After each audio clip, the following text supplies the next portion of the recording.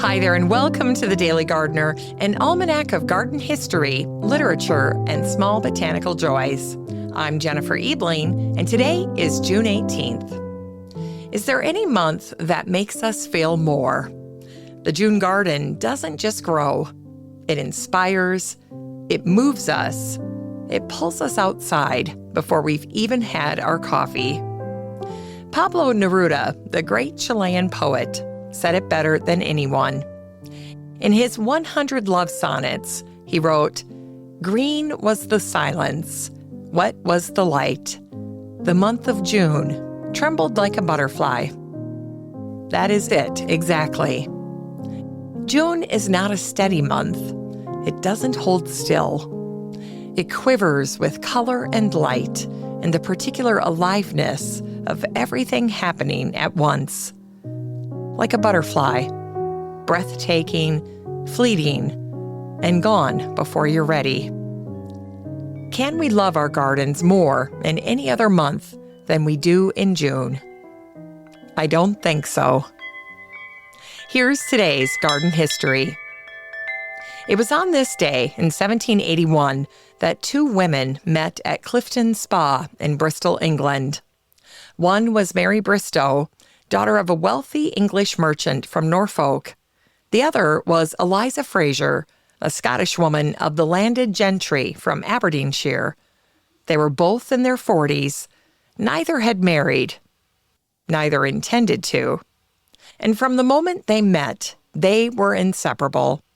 They traveled Europe together, keeping notebooks of every garden they visited, collecting books on landscape design, and writing poems to each other in the evenings. Mary wrote, "I am not capable of moderation towards my love.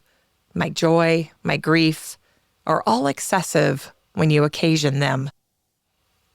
Elyza called Mary my Amanda, a Latin word meaning she who must be loved. Every year on the 18th of June, they celebrated the anniversary of the day they met. In 1792, Elyza inherited Castle Fraser, a great stone castle in the hills of Aberdeenshire. She invited Mary to live with her, and Mary came. Together, they transformed the grounds, a walled garden, a serpentine lake, and a sweeping woodland. Between 1797 and 1800, Mary planned and planted a grove of trees with winding paths and long views through the wood, designed for their daily walks together. They called it Miss Bristow's Wood. In the castle, their portraits were painted and hung side by side. Elyza drafted a legal document to leave the castle and the title to Mary when she died. But Mary died first in 1805. The deed was never used. Elyza erected a granite stone in the wood Mary had planted. It reads, "Farewell. Alas, how much less is the society of others than the memory of thee.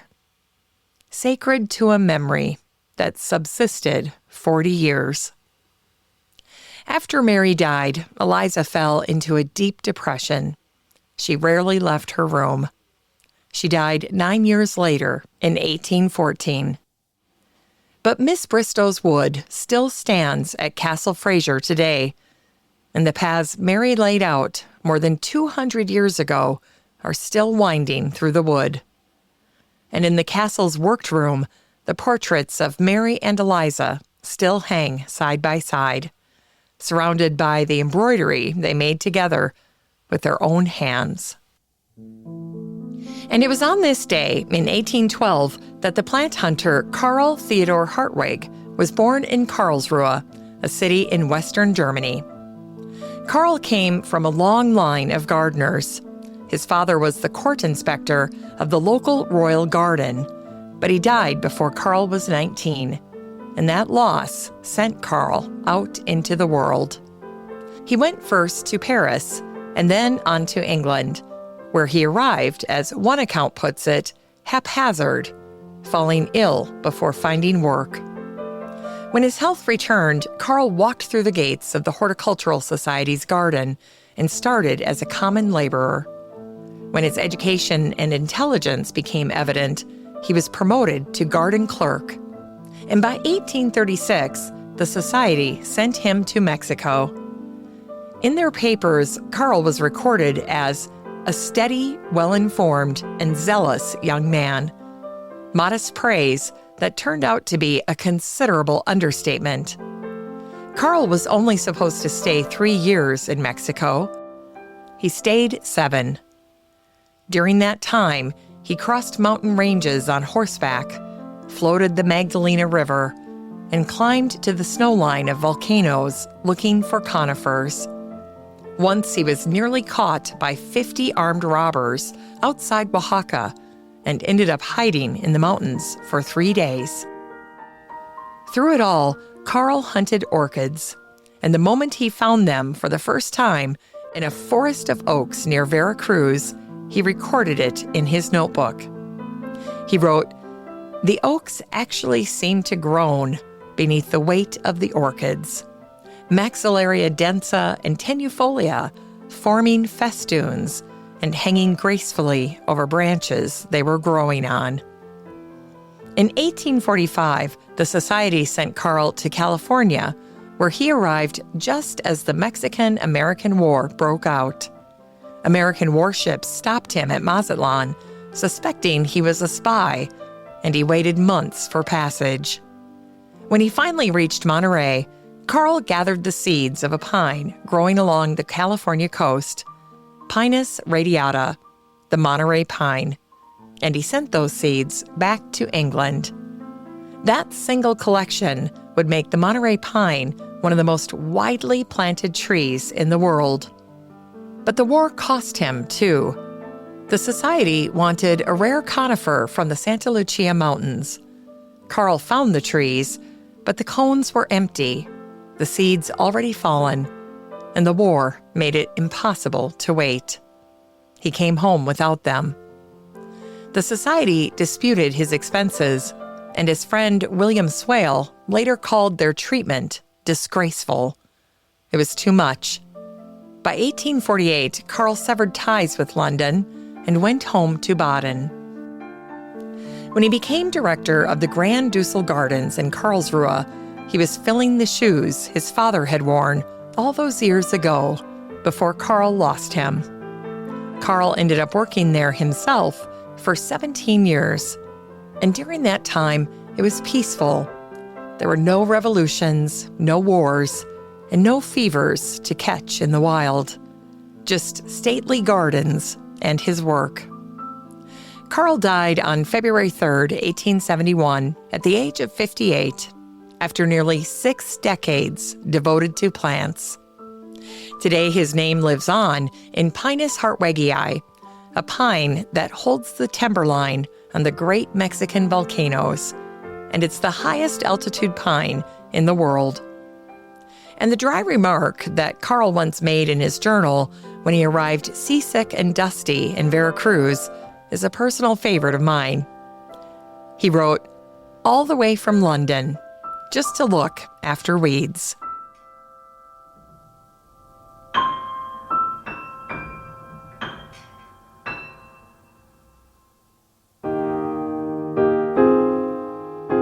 In today's Unearthed Words, we hear passages from the American writer and humorist Bertha Damon, who died on this day, June 18th, in 1975.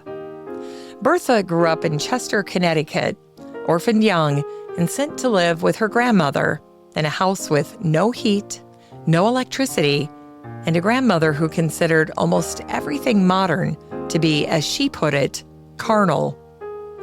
Grandma gardened in what Bertha called gay abandon. Wildflowers were everywhere. Latin names were recited from memory, and acres were given over to whatever wanted to grow. Bertha wrote, "Grandma spent much time working in the garden. She called it that, but it wasn't like work. It was a kind of formative being present, intensely aware. That combination of willing and of gloating simultaneously. That is creation." Bertha eventually made her own garden in New Hampshire, and she wrote about it in a book called A Sense of Humus.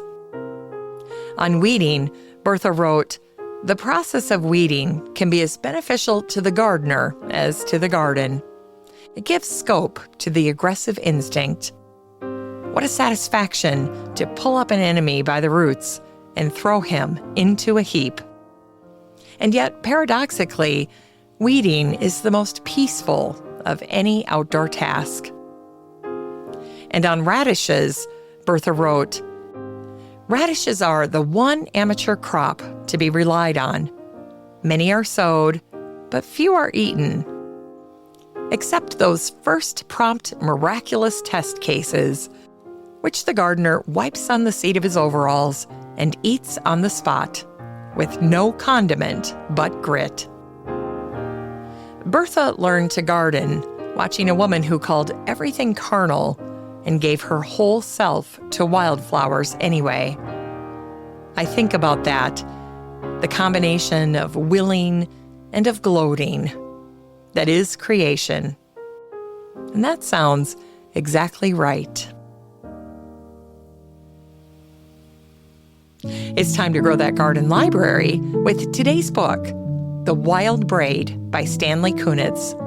As Poetry and Literature Week nears its end, today's book may be the most quietly astonishing on this year's list. Stanley Kunitz was a poet, but he was also a gardener, and he did both for a very long time.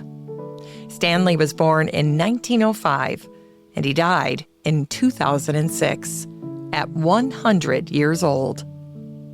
6 months before he died, Stanley published The Wild Braid, a collection of his poems woven together with conversations about his garden, his creative process, and his life. The photographs show him in his 100th year, still working in his beloved garden, the garden that began as almost nothing. Starkly barren, Stanley called it, not even grass. He dug in seaweed and peat moss and manure. He built terraces. He planted and tended and managed, as he put it, the constant tension between faith and watchfulness. That's gardening, and it's also poetry. The book's title comes from the final lines of his poem, The Snakes of September. Stanley wrote, "All summer I heard them rustling in the shrubbery, outracing me from tier to tier in my garden. A whisper among the viburnums. A signal flashed from the hedgerow. A shadow pulsing in the barberry thicket. Now that the nights are chill and the annual spent, I should have thought them gone in a torpor of blood slipped to the netherworld before the sickle frost. Not so.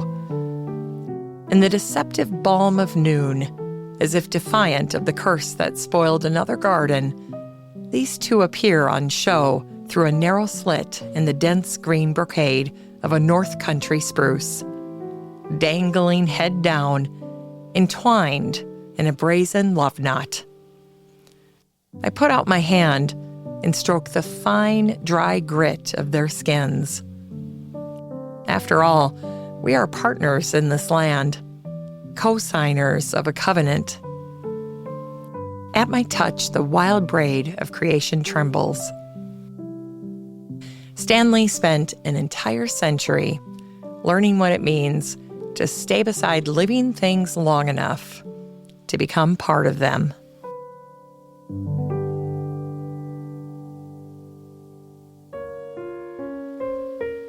And finally, here's something sweet to ignite the little botanic spark in your heart.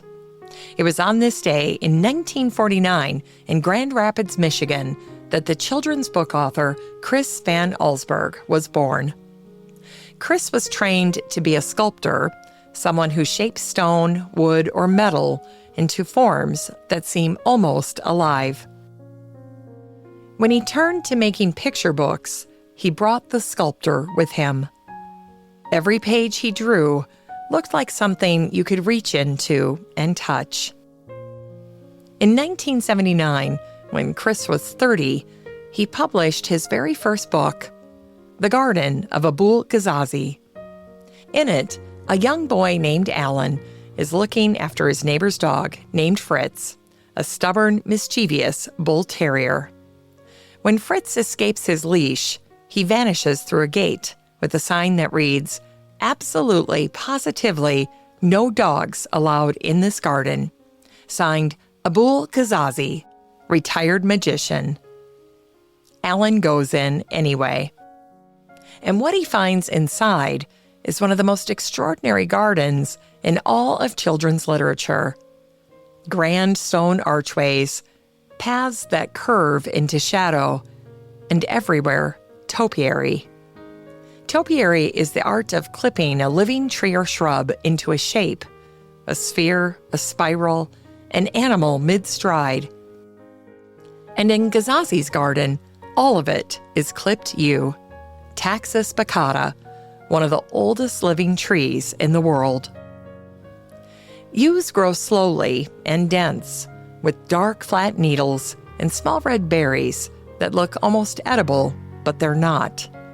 Almost every part of a yew is poisonous. And clipped year after year, a yew hedge grows so solid and so dark, it feels less like a plant and more like a wall built by something older than gardening. In the hands of a magician, Chris seemed to say that such a garden could do anything, including turning a dog into a duck. Or perhaps not. The book never quite tells you. Alan escapes with a duck that may or may not be Fritz, and returns home to find Fritz already there. Chris Van Allsburg went on to write Jumanji and The Polar Express, and in every book he ever made, hidden somewhere, in a single illustration, is a small bull terrier. Fritz. Still wandering, still slipping through gates he isn't supposed to enter. And I can't help but think about Fritz every time I hear about a stray dog. And I also think about Abul Ghazazi, retired magician, every time I clip a hedge or walk past a dark yew in an old cemetery or churchyard. There's something about the way yew holds its shape. Patient, silent, and a little ominous. It makes me feel like the rules of the ordinary world don't always apply where they're concerned.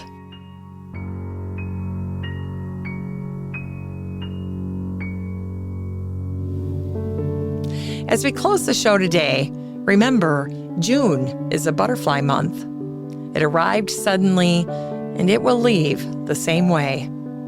And right now, right this moment, it is trembling in your garden, wet with light, green with silence. Go be in it before it lifts its wings and carries summer somewhere else. Thanks for listening to The Daily Gardener. And remember, for a happy, healthy life, garden every day.